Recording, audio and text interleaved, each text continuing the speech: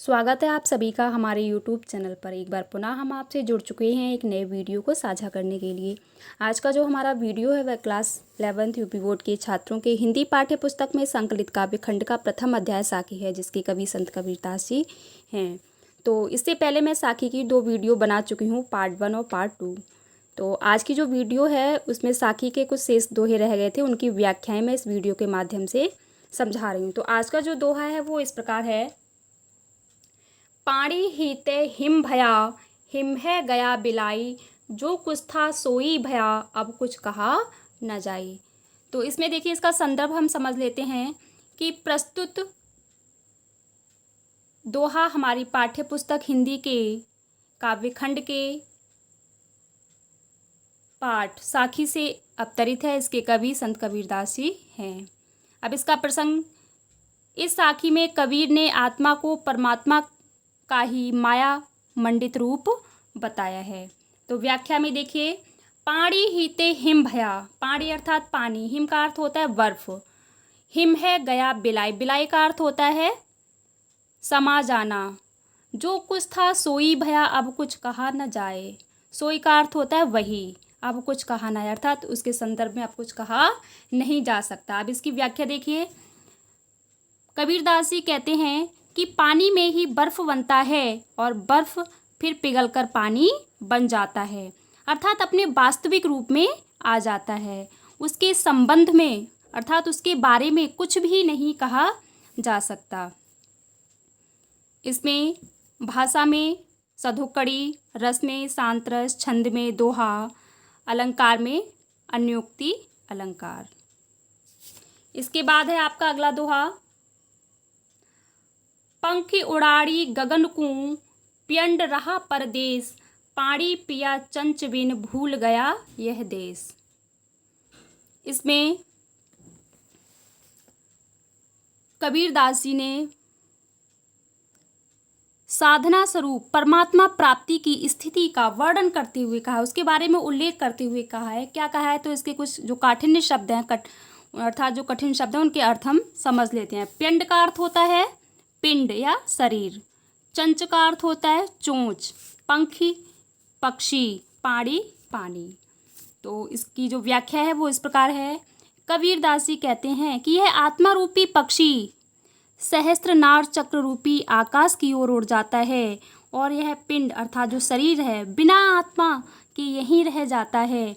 सहस्त्र नार चक्र में जाकर वह इंद्रियों से परे हो जाता है, अर्थात उससे मुक्त हो जाता है, और बिन चोंच के ही ब्रह्मानंद रूपी जल का पान करता है और इस शरीर को भूल जाता है, अर्थात इस शरीर से मुक्त हो जाता है। इसका काव्य सौंदर्य है, भाषा में सधुक्कड़ी, रस में सांतरस, छंद में दोहा और अलंकार में रूपक अलंकार। इसके बाद है पिंजर प्रेम प्रकाशिया, अंतर भया उजास, मुख कस्तूरी मह मही, वाणी फूटी बास। कबीरदास जी ने इस दोहे में बताया है कि ईश्वर का साक्षात्कार होने पर, अर्थात ईश्वर के साक्षात दर्शन होने पर जीवात्मा के मुख से निकलने वाला प्रत्येक शब्द प्रेम के रस से सिंचित और सुवासित हो जाता है, अर्थात आत्मा को प्रसन्न करने वाला हो जाता है। इसकी व्याख्या देखिए। व्याख्या से पहले इसके हम कठिन शब्दों के जो अर्थ हैं उनको समझेंगे। पिंजर, पिंजर का अर्थ होता है शरीर, अंतरी, अंतरी इसमें देखिए शब्द आया है, अंतरी का अर्थ होता है हृदय। उजास का अर्थ होता है प्रकाश, कहते हैं ना उजास अर्थात प्रकाश, उजाला आ जाना। मुख का अर्थ होता है मुख में, महमही का अर्थ होता है सुगंधित करने वाली या सुगंध देने वाली। तो इसकी व्याख्या है, कवि कहते हैं कि ईश्वर का साक्षात्कार होने पर हृदय में प्रेम का प्रकाश हो गया। पिंजर प्रेम प्रकाशी, अर्थात गुरु के दर्शन होने पर हृदय में प्रेम का प्रकाश हो गया, अर्थात उजाला हो गया, और भीतर ही भीतर यह सारा प्रकाश छा गया, अर्थात उनके हृदय में यह सारा प्रकाश छा गया। मुख से राम नाम की कस्तूरी जैसी सुगंध आने लगी और वाणी में प्रभु प्रेम की सुगंध फूट निकली, अर्थात उनके मुख से प्रभु के गुणगान निकलने लगे। काव्य सौंदर्य में, भाषा में साधुकड़ी, रस में शांत रस, छंद में दोहा और अलंकार में अनुप्रास और रूपक अतिशयोक्ति अलंकार होगा। इसके बाद है नैना अंतर आव तू ज्यों हो नैन झपेऊं, ना हो देखो और कूं, ना तुझ देखन देऊं। इसका प्रसंग है अंतरी का अर्थ होता है हृदय या अंदर, झपेऊ, झपेऊ का अर्थ होता है बंद कर लेना, हों का अर्थ होता है मैं। तो इसकी व्याख्या है,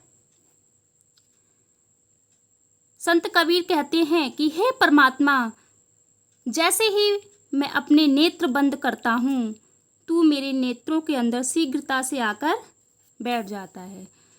तुझे अपने नेत्रों में बंद करके ना तो मैं किसी अन्य को देखूं और ना ही तुझे किसी अन्य को देखने देना चाहता हूँ।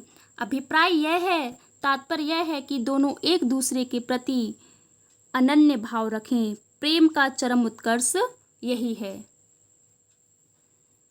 काव्य सौंदर्य में, भाषा में साधुकड़ी, रस में शांत रस, छंद में दोहा, अलंकार में अनुप्रास अलंकार।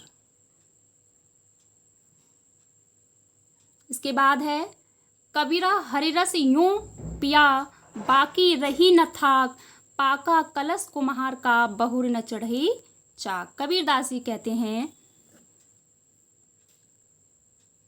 कि मनुष्य तृष्णा के कारण ही संसार के आवागमन से मुक्त हो जाता है। कबीर ने यहाँ इसी दार्शनिक सत्य को प्रकट करते हुए कहा है। वो क्या कहा उन्होंने, वो इस व्याख्या में हम समझेंगे।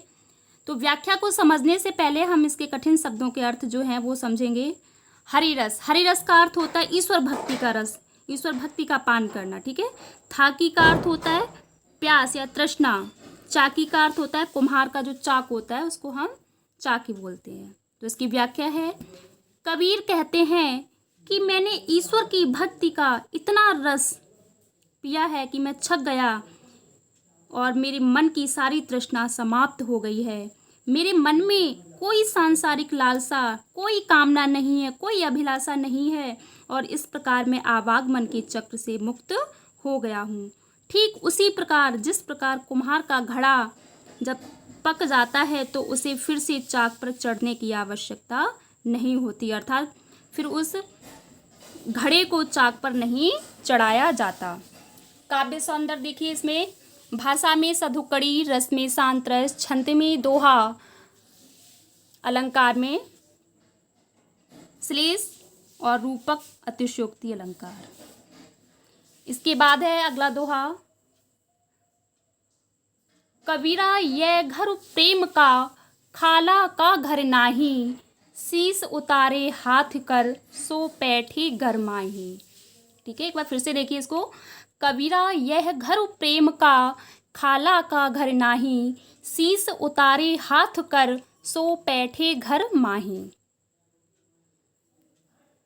इसका प्रसंग,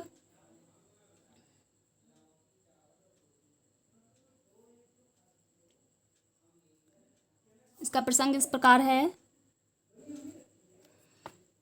कबीरदास जी कहते हैं कि प्रेम पर चलने के लिए साधक को जान हथेली पर रखनी पड़ती है। कबीर यह घर प्रेम का, खाला का घर नाही। ठीक है, तो इसमें जो कठिन शब्द हैं उसकी हम अर्थ समझ लेते हैं। खाला ये उर्दू का शब्द है, जैसे कि खाला को हम मौसी बोलते हैं, खाला का अर्थ हो जाएगा मौसी। खाला का घर अर्थात जहाँ पर अधिकार के साथ आया और जाया जा सकता है, अर्थात हम वहाँ अपनी इच्छा के अनुसार आ और जा सकते हैं। पैठे का अर्थ होता है घुसे, अर्थात प्रविष्ट हो जाना, घर में घुस जाना। तो इसकी व्याख्या है, कबीरदास जी कहते हैं यह घर तो प्रेम का है, कोई मौसी का घर नहीं जहाँ कोई सरलता पूर्वक प्रवेश पाले। इसमें जाने के लिए व्यक्ति को सिर काटकर हथेली पर रखना पड़ता है, तब कहीं उसे प्रवेश का अधिकार मिलता है, अर्थात तब कहीं वह उसमें प्रवेश कर सकता है। तात्पर्य यह है कि जब साधक अपने अहम अर्थात अपने अहंकार भाव को पूरी तरह मिटा देता है, तभी वह ईश्वर के प्रेम को पा सकता है, तभी वह ईश्वर के दर्शन कर सकता है। काव्य सौंदर्य में देखिए, भाषा में सधुकड़ी, रस में शांत रस, छंद में दोहा, अलंकार में व्यतिरेक अलंकार। इसके बाद है अगला दोहा इस प्रकार है, जब मैं था तब हरि नहीं, अब हरि हैं मैं नाही, सब अंधियारा मिट गया, जब दीपक देखा माही। कबीरदास जी कहते हैं कि अहंकार के परिणाम पर, कि व्यक्ति को अपने अहंकार को नष्ट कर देना चाहिए, अहंकार के नष्ट होते ही उसे ईश्वर की प्राप्ति हो सकती है। तो इसमें जो कठिन शब्द है उसके अर्थ हम समझ लेते हैं। मैं का अर्थ होता है, यहाँ मैं से तात्पर्य अहंकार की भावना, अहम। अंधियारा का अर्थ होता है अज्ञान रूपी जो अंधकार है उसके नष्ट होने के लिए अंधियारा कहा गया है। माही का अर्थ होता है अपने अंदर, अपने हृदय में। तो इसकी व्याख्या इस प्रकार है,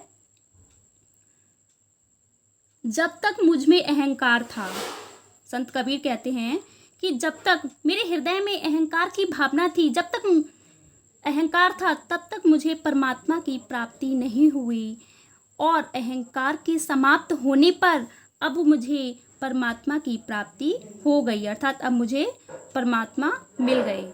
जब मैंने ज्ञान रूपी दीपक प्रज्वलित किया, अर्थात जब मैंने ज्ञान रूपी दीपक जलाया तो मेरा अज्ञान रूपी सारा अंधकार दूर हो गया, सब नष्ट हो गया। भाव यह है कि ज्ञान को प्राप्त करने के पश्चात मेरा अहंकार सब दूर हो गया, और अहम भाव के दूर होते ही मुझे परमात्मा अर्थात ईश्वर के दर्शन हो गए। काव्य सौंदर्य समझ लीजिए, भाषा में सधुकड़ी, रस में शांत रस, छंद में दोहा, अलंकार में रूपक और अतिशयोक्ति अलंकार।